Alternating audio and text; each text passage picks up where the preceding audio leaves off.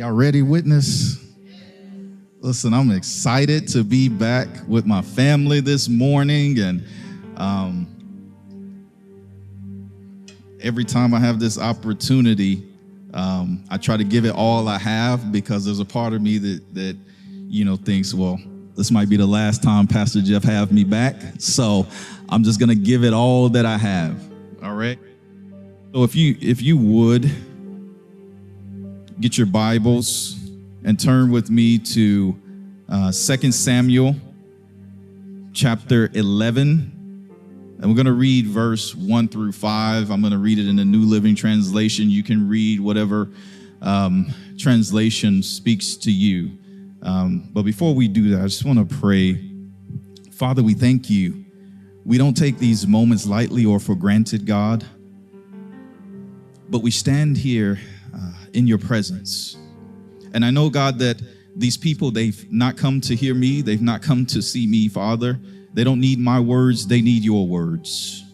So I surrender and I submit my body as a living sacrifice to you. And I say, God, move how you want to move. Let your will be done, and let the expression of your kingdom flow through me, that lives, Father, would never be the same. We look to you. We trust in you. We put our hope and our full confidence in you, because you are sovereign and you do not fail. So we give you glory. We give you honor and praise in the name of Jesus. Amen. All right, so 2 Samuel 11, 1 through 5. Let's read. In the spring of the year, when kings normally go out to war, David sent Joab and the Israelite army to fight the Ammonites. They destroyed the Ammonite army and laid siege to the city of Rabbah. However, David stayed behind in Jerusalem. Late one afternoon, after his midday rest, David got out of bed and was walking on the roof of the palace. As he looked out over the city, he noticed a woman of unusual beauty taking a bath. He sent someone to find out who she was, and he was told, she is Bathsheba, the daughter of Eliam and the wife of Uriah the Hittite. Then David sent messengers to get her. And when she came to the palace, he slept with her. She had just completed the purification rites after having her menstrual period. Then she returned home. Later, when Bathsheba discovered she was pregnant, she sent David a message saying, I'm pregnant. Uh-oh. So long before Usher sang about confessions, David found himself in a situation. Biblically speaking, there are a few instances where the Bible says that a man's attention was captivated while he was out for a stroll. There's Moses. He was captivated by the burning bush. But here we see David as he's walking on the roof of the palace, and he's captivated by the bathing baddie. Listen, do you know, for a king who has access to whatever he wants, to have to see something, a woman so beautiful that he says, hold up, wait a minute. I got to stop and take a look at this. But this is where we find David. So in the church, this is a familiar passage of scripture. You've heard messages on it, but I'm going to come at it a little bit differently today. We've talked about David's egregious sin of committing adultery with Bathsheba. And subsequently, if you read further down, when David finds out that Bathsheba is pregnant, he arranges ultimately for the murder of her husband in battle. And one of the things that stood out to me as I was studying this is that was not an original idea that David had. Because if you look previously in 1 Samuel, the idea of murder by battle originated with Saul. because Saul tried to have David killed out of jealousy under the pretense of bringing him 100 Philistine foreskins in exchange for his daughter. So David didn't just come up with the idea on his own. But have you ever stopped to ask the question, why? Why would a man who the Bible describes as being a man after God's own heart, why would a king who has access to anything, any and everything that he wants, behave in such a way? What was going on the inside of him? Prior to this episode with Bathsheba, when we take a look at David, there is no documentation in Scripture of him committing such willful and flagrant sin.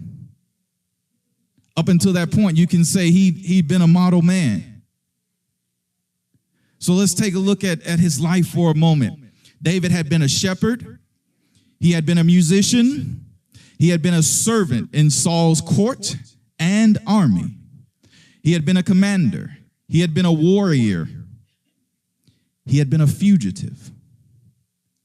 And he had been a king ruling over a divided nation. When David is first anointed king, he is anointed king of Judah in Hebron.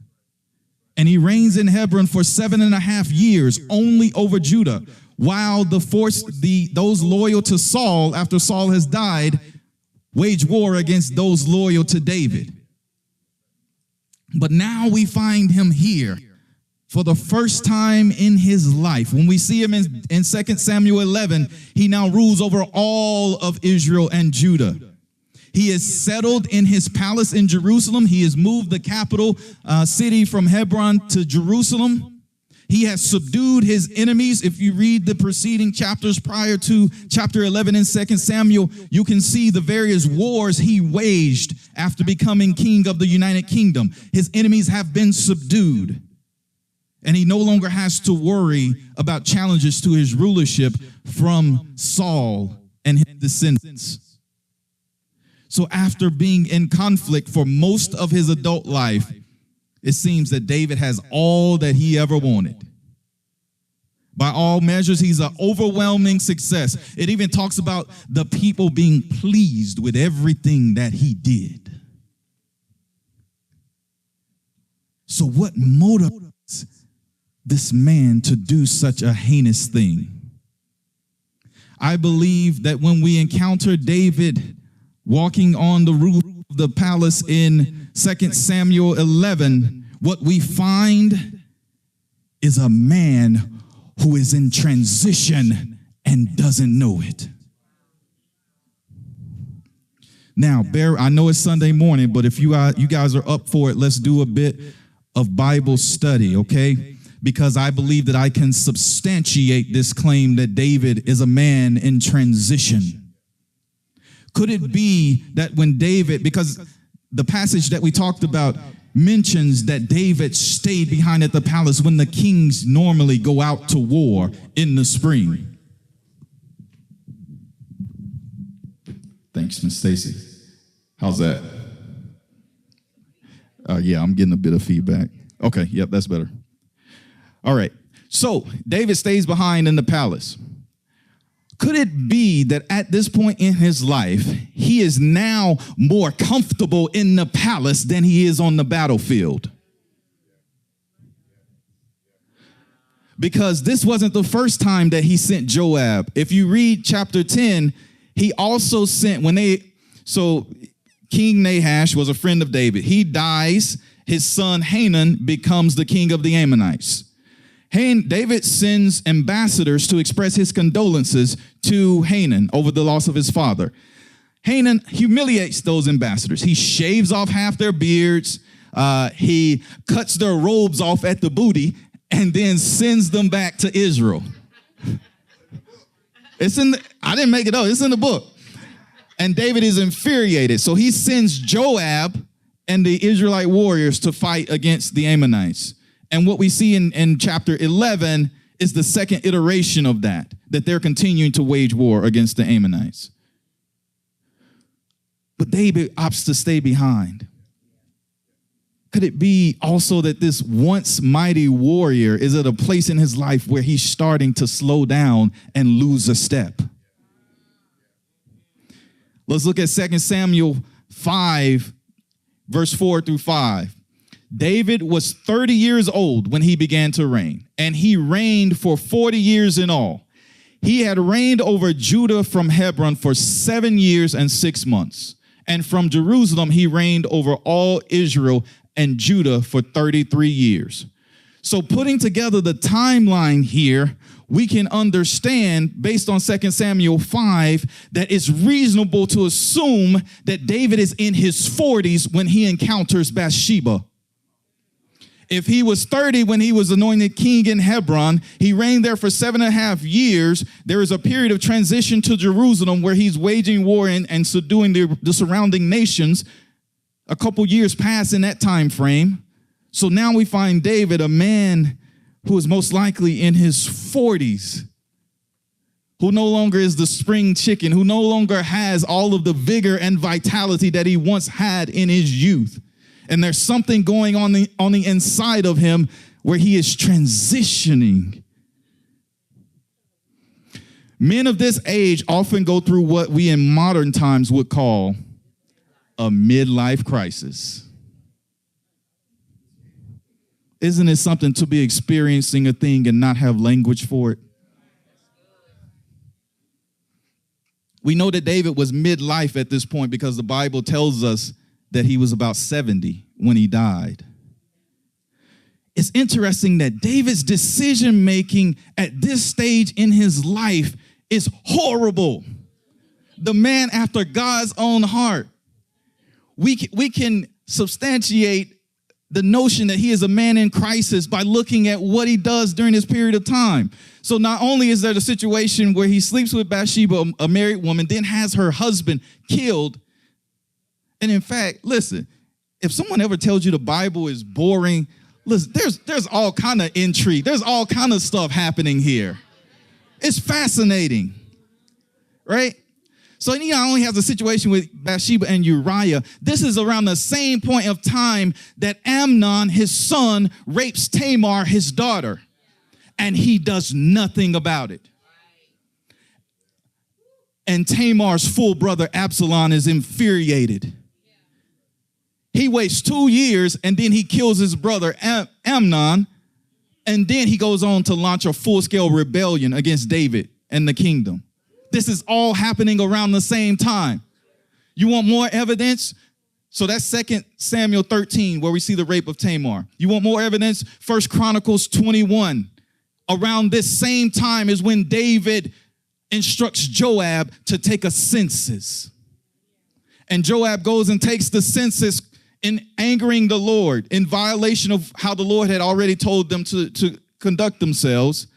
And a plague falls upon all of Israel, and about 70,000 people die. So you got Bathsheba, you got Tamar being raped, you got the plague resulting as a result of the census being taken. All of this stuff is happening around the same period in David's life. What we see here is a man in transition. And what is a midlife crisis except for someone who is struggling to transition from one stage of life to the next? So let's talk about transition. And in fact, that's going to be our focus today. And the title of this message is The Trauma of Transition. See, what I've come to discover is that life is all about transitions. Going to college is a transition. You graduate, now you got all this newfound freedom that you need to find out how to do with and how to navigate and stand on your own 2 feet. It's a transition. Starting your career is a transition. Marriage is a transition. Can the married folks in the house give me some agreement that marriage is a transition? To becoming one flesh is a transition. Matter of fact, I think most of the difficulties in the early stages of marriage are the result of the struggle to go from me to we. Married couples argue and treat each other as enemy combatants, not knowing that what they really need to be doing is transitioning.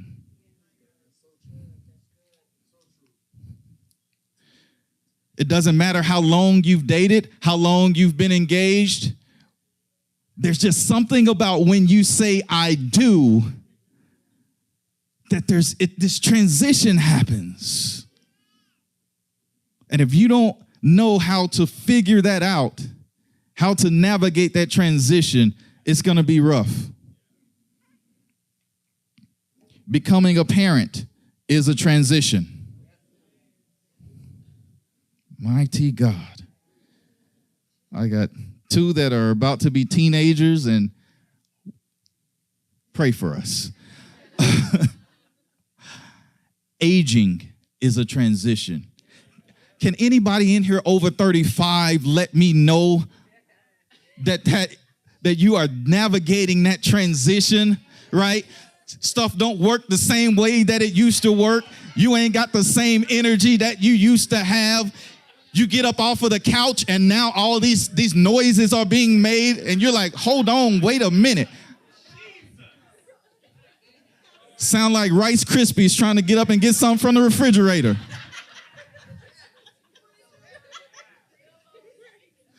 Listen, ladies, menopause is a transition. There's a reason they call it the change. You're transitioning. Death is a transition. All of life is transition. And I would submit to you today that the quality of your life will be determined by how well you're able to navigate moments of transition.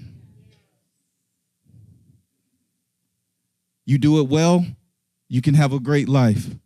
You struggle with it, you'll find yourself struggling through life. Things and people that don't transition don't thrive. In many cases, if you show me something or someone that is not thriving, I can dissect that thing and I can point to a moment where a transition was mismanaged. How many of you have been to a 10, 15, 20-year high school reunion? And you go back to your hometown and you go around the classmates that you graduated with, and there's inevitably, there's going to be at least one person, usually a few of them, that they're doing the same stuff, they're talking the same way. It looks like they're stuck in a time warp. Life has moved on, but they're still in high school because they failed to transition.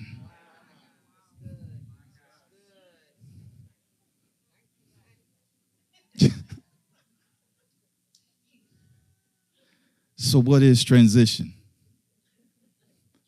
Apostle Duhart was here a few weeks ago, and he so eloquently spoke to the moment that we are in as a church and a body of believers, the transition that is going on with us as we cross over and move into what God is calling us to.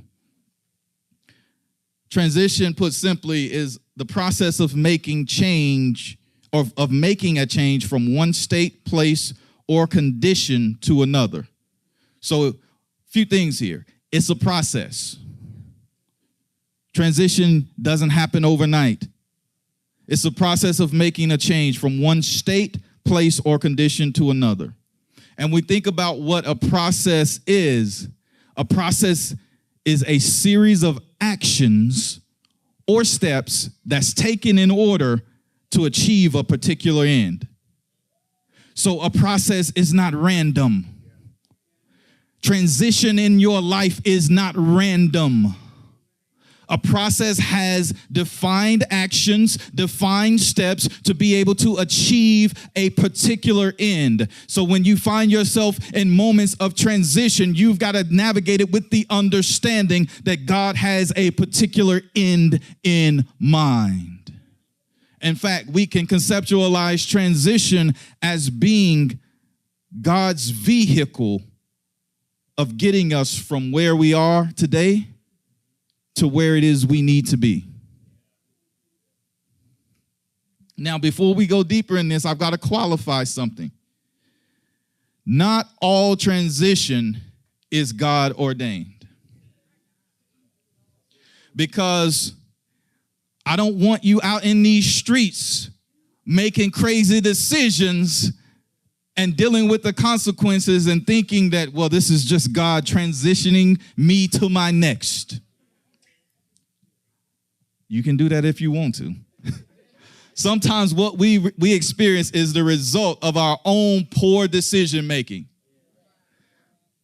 Proverbs 19:3 says this: people ruin their lives by their own foolishness and then are angry at the Lord. I didn't say it, the word said it. So not all transition is God ordained. Sometimes the stuff that we go through and we dealing with because we just made some dumb decisions, did some dumb stuff, right? But however, if God has initiated or allowed a transition to come up on us, we can be assured that the other side of that thing, we will find ourselves better than we were before. God doesn't transition you to maintain the status quo. He doesn't transition you to take you down or to lower your level. If God is transitioning you, it means that there is better, that there is more, that there is greater. However, just because transition is one, necessary, and two, if God is in it, good for us, does not mean that it won't produce trauma. So I've got to set some expectations because I was wrestling with the title of this and I was like, well, God, I don't want to get them sad or feeling some kind of way about transition. And then I was talking with my wife and she had to help kind of calibrate my thinking. If you're going to navigate it and get through it successfully, then you've got to understand that it won't always be a bed of roses. You've got to understand that just because I go through some adversity or I encounter a setback or some disappointment, God has not abandoned me. He has not raised his hand against me, and he has not forgotten about me. Things that are, and this is something that my wife told me. I was like, wow, that's really good. I'm going to take it, but I'll give you credit, at least this time. Things that are good for us don't always feel good to us. For those of you who like to hit the gym, you'll understand that, right? So you go in and you exercise and, if you haven't done it in a while, you're on the treadmill about to die, feeling like you're going to throw up, but something is happening that is ultimately good for you. Even though there's some pain involved, even though it's stretching you, you're being challenged, it's ultimately going to be for your good. One of the reasons that transition can be traumatizing or jarring is that sometimes it's sudden and unexpected. You thought that person would always be in your life. They told you that they loved you, but then you came home from work and all their stuff was gone. You put your hope, your expectation on building your career in a certain way and on a certain path and seeing yourself rise within this organization, and you show up and your key card doesn't work and they've removed your access. Transition can be jarring. It can sometimes be messy. Listen, this is the thing about transition, is that it often doesn't announce itself when it shows up. I wish that there was a mechanism to be notified. Can I get an email? Can I get a letter in the mail or something to let me know that transition is on the way? But it usually doesn't work that way. You know, when I was growing up, the elders around, if you would sneak up on them, they would get startled and say, boy, announce yourself. I wish that we could make transition announce itself. But the reality is it rarely does. And often it starts before we become aware of it. Much like David, we often find ourselves in transition before we even know what's happening. The ladies in the room who have had children, how many of you can attest that the transition in your body often begins before you even realize you're pregnant? So transition can be disruptive. It can be messy. We often think about the idea of, or we use the metaphor of transition and change being like the caterpillar becoming a butterfly. But have you ever studied that? Do you know what really happens for a caterpillar to become a butterfly? All right, let's go to science class then. Let's take a look at this, because I read this morning and it blessed me. So this is what goes on inside a cocoon when a caterpillar is transitioning into a butterfly. Butterflies go through a life cycle that involves several stages: egg, larva, pupa, and adult. The metamorphosis of a caterpillar into a butterfly occurs during the pupa stage. During this stage, the caterpillar's old body dies and a new body forms inside a protective shell known as a chrysalis. Moth caterpillars and many other insect larvae spin silk coverings for the chrysalis. These casings are called cocoons. Cocoons can be soft or hard, and any several different colors. Cocoons provide camouflage and additional protection for the chrysalis. Can I prophesy to you this morning, where you thought you were hidden, where you thought that you were forgotten about? I declare that you are camouflaged. The Lord has camouflaged you so that he could do a work on the inside of you. And when you come out, you're coming out better. You're coming out bigger. You're coming out and you won't be the same that you were going in. Many moth caterpillars will spin their cocoons in concealed locations, such as the underside of leaves, at the base of a tree, or hanging from a branch. While some people think of cocoons as a resting place, there's no resting going on. To the contrary, there's a lot of activity. Inside the cocoon and the chrysalis, the caterpillar is transforming into a new creature. I didn't make this up. This was on a scientific website, but it's preaching to me. This requires that the old caterpillar body be broken down and turned into something new. Inside a chrysalis, a caterpillar's body digests itself from the inside out. The same juices it used to digest food as a larva, it now uses to break down its own body. The fluids break down the old caterpillar body into cells. These cells are undifferentiated cells, which means that they can become any type of cells, and they're used to form the new body. The process of transformation is known as holometabolism, and it varies by species. The whole process usually takes about 2 weeks. However, in some species, it can take months. Why don't you stop comparing your process?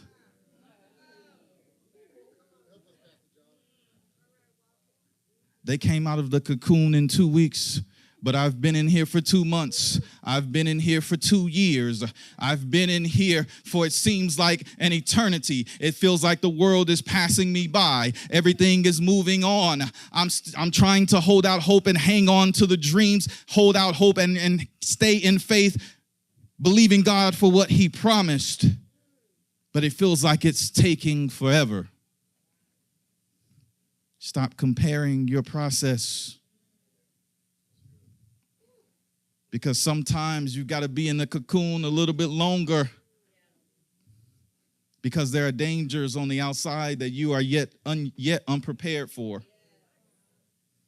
There are things that God needs to do on the inside of you. How many of you know that this thing is an inside out work? I've got to have this thing worked out on the inside of me. Transformation begins on the inside. Everybody wants to be the beautiful butterfly. Everybody wants to be the one that's looked upon. Everybody wants to be the one that's talked about. But no one wants to go in the cocoon in a solitary place and allow my old body to be melted, allow my old self to die, so that when I come out a new man. I come out a new woman.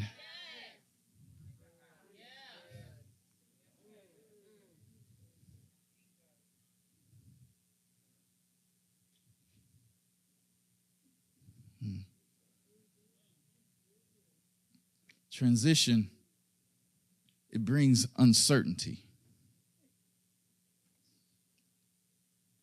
I wish that we had all the answers. I wish that we had it figured out. I think that that's one of the reasons why transition is so unsettling, because there are unknowns. There are questions that we have that remain to be unanswered.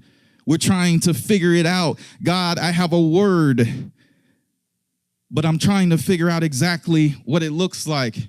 Abram, get out of the land of Ur and move away from your family to a land I will show you. Well, God, why can't you just tell me where I'm going right now?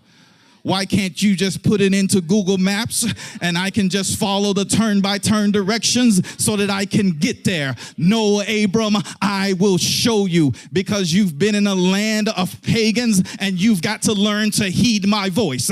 You've got to learn to be able to hear me.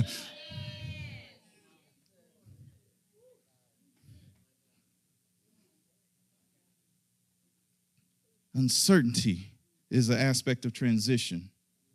Transition makes us vulnerable. This mighty man of valor, known as King David, is strolling up on the roof of the palace in Jerusalem, all the while unaware that he is vulnerable because he is in transition. Where he would have otherwise been able to gather himself, been able to rise to this moment and to resist the temptation. There's something going on in the inside of him that his defenses are down. You've got to be on alert when you're in transition, because there's a level of vulnerability that comes upon you. Transition, one of the things that makes it so challenging, and I think one of the aspects that is indeed traumatizing for us, is that transition often means that going to the new place and getting to the next, I've got to leave some things and I've got to leave some people behind. Even when they were beneficial or good for me in a prior season. Everybody and everything can't always go when I have to transition. And there are some of us who are caught in the in-between space, and there's a tug of war going on the inside of us. God, I want what you have. I sense you calling. I sense you prompting. I sense you leading and pushing, but I can't give this up. I can't give them up. I can't leave this place. This place has been good to me. This place has been good for me.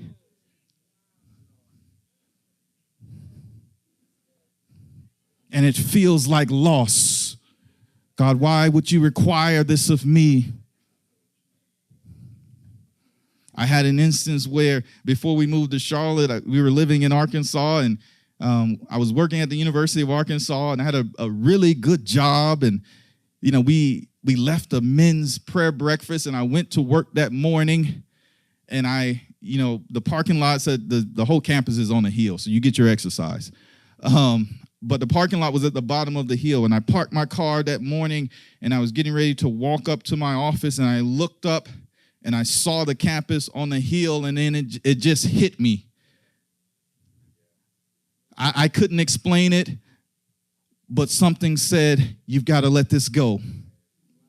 And instantly a grief came over me, because there were people there that loved me and I loved them. The place had meant so much to me.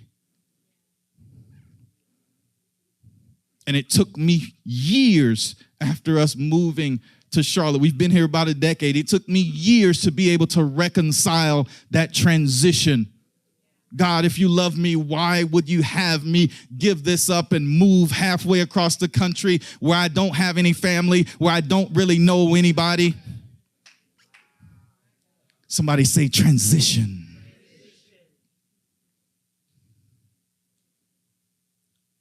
One of the most difficult transitions that we can make, I believe, is a transition in our identity. And the reason being is because a transition in our identity involves a shift of the mind. Your identity is basically your sense of self. It's the unique ways that you define yourself. And when God comes and begins to work on us and transition us in the area of our identity, it's difficult because we don't transition well, most of us in that space. So my question for you this morning is, how have you been defining yourself that needs to change? Have you been defining yourself by your trauma and your victimization? And the Lord is now trying to transition you to being a victor. Have you been defining yourself as someone who is constantly in a state of conflict? Who, like they said in the movie The Color Purple, all my life I had to fight. But now the Lord is trying to get you to a place of rest, trying to get you to a place of peace, trying to get you to a place where the Lord fights your battles. Where is it in your identity that the transition needs to happen? Have you been, for the women in the room, have you been defining yourself by your children? And now you're at a stage where your children are getting ready to shift and to leave the nest, and you're wondering, who am I now? If I'm not this, then who am I?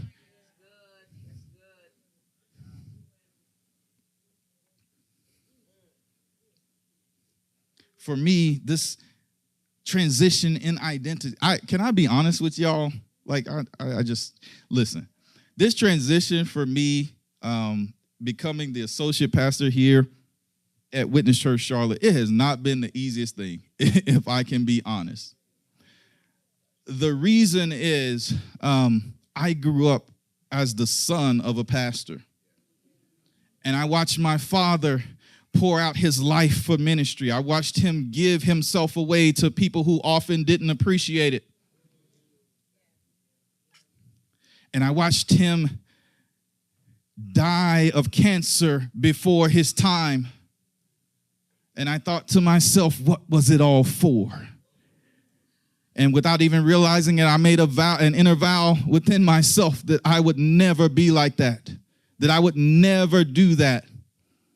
And as I agreed to take on this assignment, there's been a wrestling with the Lord, a back and forth. God, you know how I felt about this. I asked you not to do this to me.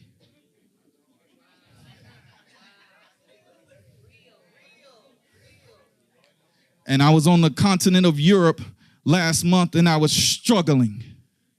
And I was having conversations, and I was meeting executives from all of these different companies.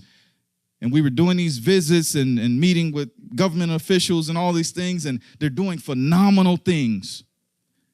And I walked away and I said, Lord, I feel like that's supposed to be my life. You took that from me. And now you're asking me to do this. You know my relationship with the church is complicated at best.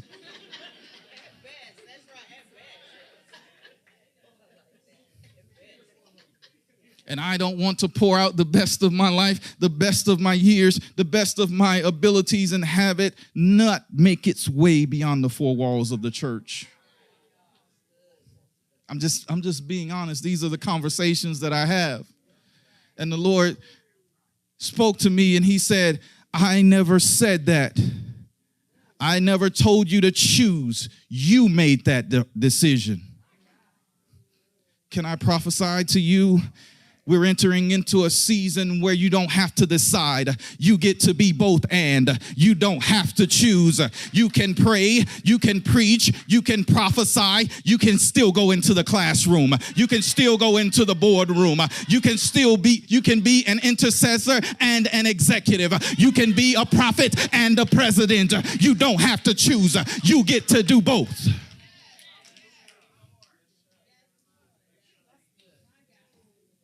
And it freed me. And then he said the second part. And the second thing he said, you're selfish. And I was like, hold up, wait a minute, God. What? Can I get some compassion here? He said, you're selfish. What you're doing is not noble, it's not humility, it's selfishness. I've placed something on the inside of you to impact lives,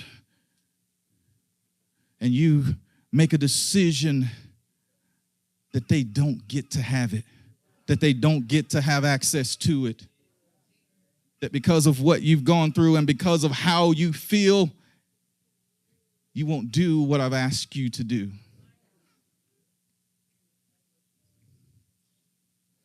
And that thing set on me.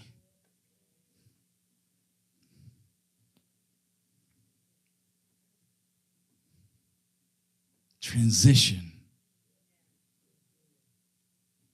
He said, I need you to transition in your identity and stop making it all about you. I need you to be able to release to me certain areas and aspects of your life, and you've got to give some things up so that I can transition you into what I spoke when I formed you in your mother's womb. Transition. And some of us have experienced consecutive transitions in our lives. It feels like we're always unstable. It feels like things are constant. The sand is shifting beneath our feet. And it's because God is trying to produce change in you, but you keep resisting him. You keep fighting against him. So now I've got to transition you again. You didn't get the lesson the first time. Okay, here we go again. Let's transition. And the reason being is because every time he tries to transition you, you make the decision that I'm going to bring my old self and I'm going to try to introduce it and to stuff it into this new paradigm. But the Lord says that you cannot pour new wine into old wineskins. You can't have both your old self and your new life. And we're talking about husbands and Boazes, and the Lord is speaking to some of you single women and saying, I need you to transition because there is some hurt, there is some trauma, there is some baggage, there are some things that you're carrying that you don't need to bring into the new situation. That man ain't have nothing to do with hurting you. Stop taking it out on him.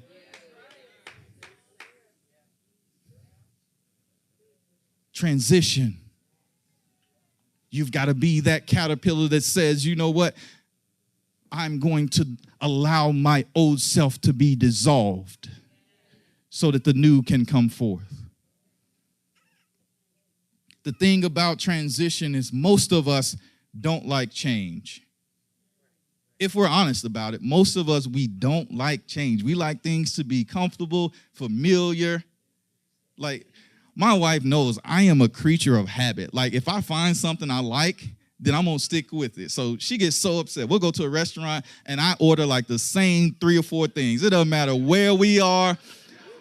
I like it. Listen, I like being, the instances where I go to the barbershop and get my beard or something lined up, I like going to the same barbershop. The people who know me, we have the comment, hey, how's your family? What's going on? My wife, we move. We used to go to this place and we get like couples pedicures and things, and we move like 30 miles away. My wife done went and found a new spot, and she doesn't seem to understand why I'm still driving 30 miles to go back to the old spot. But Dr. Ken, can I tell you, at the old spot, they know how to work Myra's feet.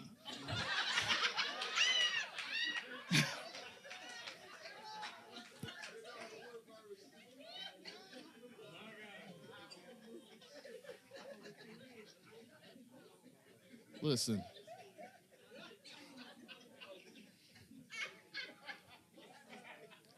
We struggle with change.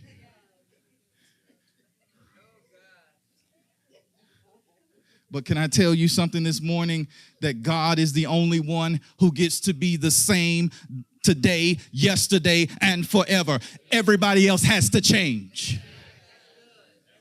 I don't care what your excuse is. I don't care what your experiences have been. You've got to change. You don't get to opt out. The problem with us is that we so prefer the familiar and the routine that we stick with it even when we know it's not good for us. We'll stay in a bad relationship because it's familiar. We'll stay on a job where the workplace is toxic because it's familiar.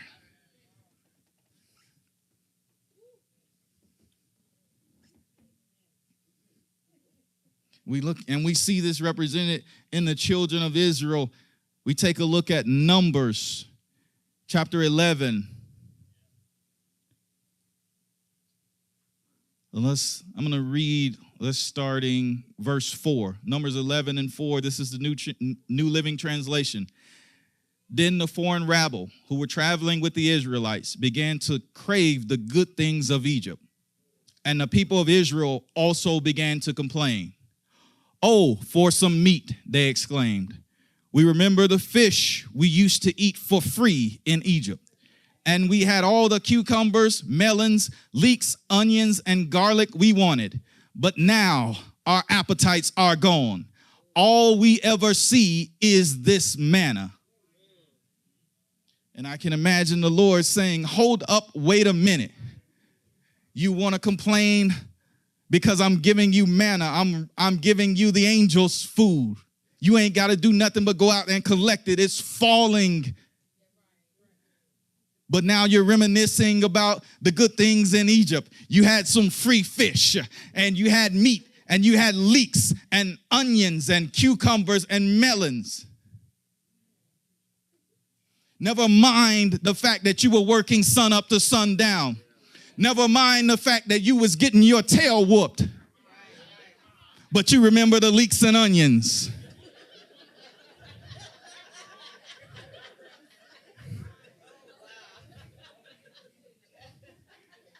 We have a way of romanticizing the past. I find myself in an unfamiliar space, and then all of a sudden where I came from starts to not seem so bad.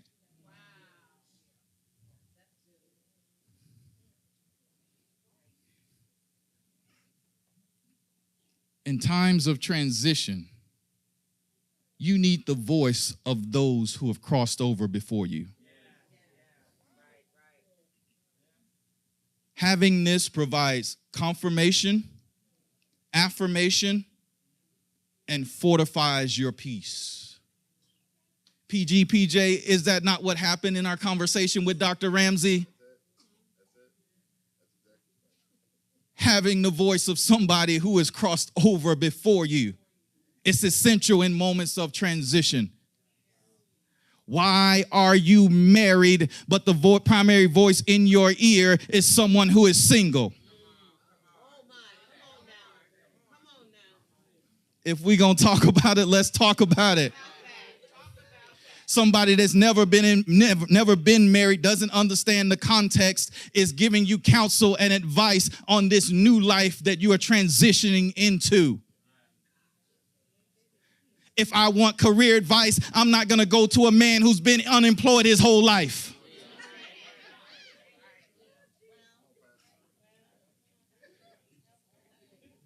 You need the voice of someone who's crossed over, who's gone ahead of you.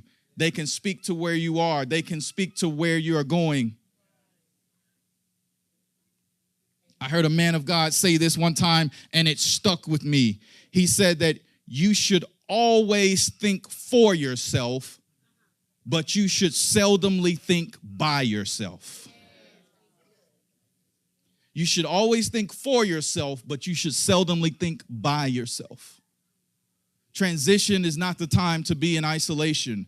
You need wise counsel around you. You need the voice of those who are more seasoned to be able to speak into where you are and what's happening with you.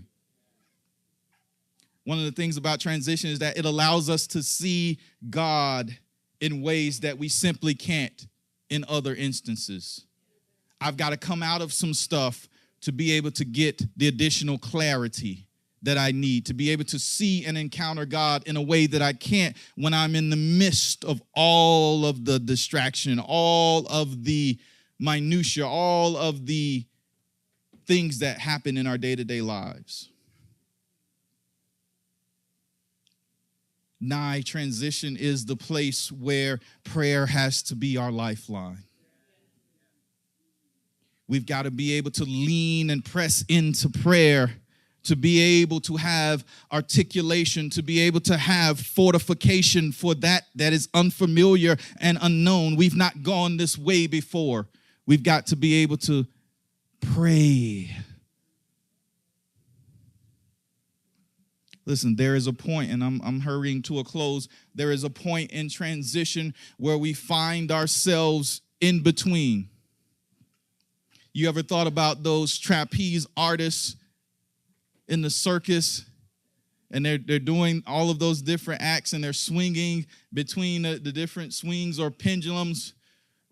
There is a moment for that trapeze artist when they have one of those swings in their hands and they let it go to swing to the other one.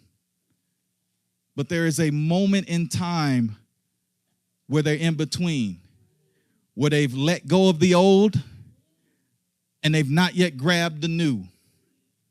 And that has to be a very unsettling thing.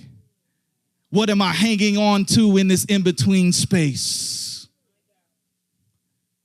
There is a moment in transition where I find myself in between the past and the promise. Yes, Israel, we've crossed over the Jordan and we're excited about it, but we've not yet entered into the promise. We can see it. We can almost taste it. We're excited about it, but we've not yet possessed it. So we're in between. And it's in the in-between moments that we can experience weariness. I've been transitioning and I'm tired. I obeyed the voice of the Lord to come out. I obeyed the voice of the Lord to move forward. I obeyed the voice of the Lord to let go. But I've not yet entered into the promise, and I'm tired. And it's that place of weariness that the enemy begins to speak in our ear, tempting us to go back. Yeah, you remember Those free fish, it was free. You could have all that. Listen, you could go to the Nile, just get you a pole, and you can catch all the fish you wanted. You remember how big those melons were in Egypt?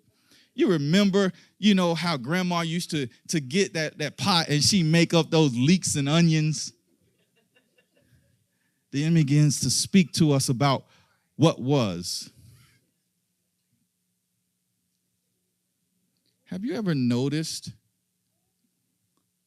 that many of the conversations that the Lord has with us is about what will be, and most of the conversations the enemy has with us is about what was? That's an interesting dynamic, right? One is designed to move us forward. The other one is designed to keep us stuck and to cause us to slip back. He begins to tempt us to go back. And as I was praying in preparation for this, that phrase just kept coming to me. Don't go back. Don't go back. Don't go back. Apostle Duhart initiated and started something in us, and I believe I have one assignment today, which is to declare to you, don't go back. I'm here to close the door and to throw away the key. Don't go back. Don't go back. You can't afford to go back this time. You can't afford to not move forward in the transition. You can't afford to embrace the new thing that God is doing with and in you. We like to keep our options open. We say, God, you know what? I'll transition with you. Let's go. We're on the move. Ain't no stopping us now. We're on the move. God, I'm with you. Let's go. Let's make this thing happen. But you know what? I've kept my options open. Because if I don't like what I see, if this thing doesn't feel good to me, I can just go and slip right on back. You know what? We tried it. It didn't work out. So I'm just going to go right back over here where it's comfortable, where I have the answers, where stuff is figured out, and where, hey, I know what's going on over here. That's too much uncertainty for me. I haven't been that way before, so I'm just going to keep those options open. But the Lord is calling us to remove the options. He's calling us to pack our boxes and to say, you know what, God, I trust you. I haven't been this way before, but I'm packing my stuff. What I have, I surrender to you. I submit to you. Let's go, God. Let's move. Let's move, God. I'm with you. I'm with you. I'm with you. I'm sticking this thing out. I'm not leaving the door open. I'm not leaving the possibility of other options. God, you're the only option. God, you're the only way. If this thing doesn't work out, it just doesn't work out. But guess what? If this doesn't work out, I know you have another plan. If that doesn't work out, I know you have another plan. If that doesn't work out, I know you have another plan, because Jeremiah 29:11 tells me that your plans are to do me good and not evil, to give me a future, a hope, and an expected end. The process is designed to bring about a particular or an expected end. And if I haven't gotten there yet, it just means that he's not done yet. He's not done with me yet.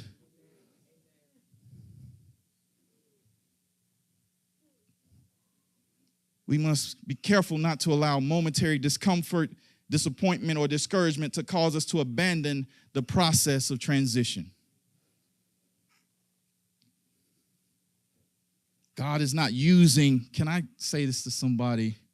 I feel this. God is not using transition as a way to punish you.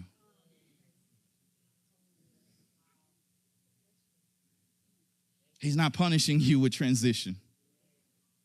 He's a good father. That's not our God. He's a good father. He's not punishing you with transition. He's trying to get you to the promise. We've got to resolve that God is with us. He hasn't stood by us all these years to abandon us now that we find ourselves in transition. Paul writes in Philippians 1:6, and I am certain that God, who began the good work within you, will continue his work until it is finally finished on the day when Jesus Christ returns. Still don't believe me? Psalm 139:7 says, where can I go from your spirit? Or where can I flee from your presence? If I ascend into heaven, you are there. If I make my bed in hell, behold, you are there. If I take the wings of the morning and dwell in the uttermost parts of the sea, even there your hand shall lead me, and your right hand shall hold me. Witness Church Charlotte, I declare to you today that God is with you. Transition may be unfamiliar, it may be uncertain, but God is there. It may be pressing at times, it may feel uncomfortable, it may hurt. We may encounter disappointments, there may be setbacks along the way, but God is with us. And I just heard the lyrics of the song with Chandler Moore and Todd Galbraith, You Remain. And there's a point where they say, after all of these years, God, after all of these years, after everything that I've been through, after all the mistakes that I've made, after all of the transitions that I mishandled, that I mismanaged, that I aborted, you remain and you are still with me. You can play, John. You stand to your feet. We started this year by declaring that 2024 would be different because we would be different.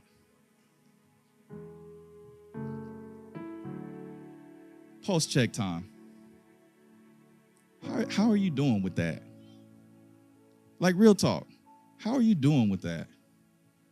Does 2024 feel any different for you here on April 7th than 2023, than 2022, than 2021, than 2020? If you look at your life and do an honest assessment, are you satisfied with how much has changed this year? And if you're not, my question is, how much have you changed? Did you cross over into 2024 with dreams and hopes and expectations and plans and excitement? But you decided, I'm going to bring my old self from 2023 with me? That I'm going to try to do things the same way. I'm going to be the same person. I'm going to stick with the familiar, stick with the known. It's time to transition. We've been dealing with our collective transition as a house, but the only way that works is if you transition. So this morning, God wants to deal with you and the transition of your house. It's time for us to transition. One of the things that the Lord told me is that it's time for us to transition from those whose primary focus is coming and eating.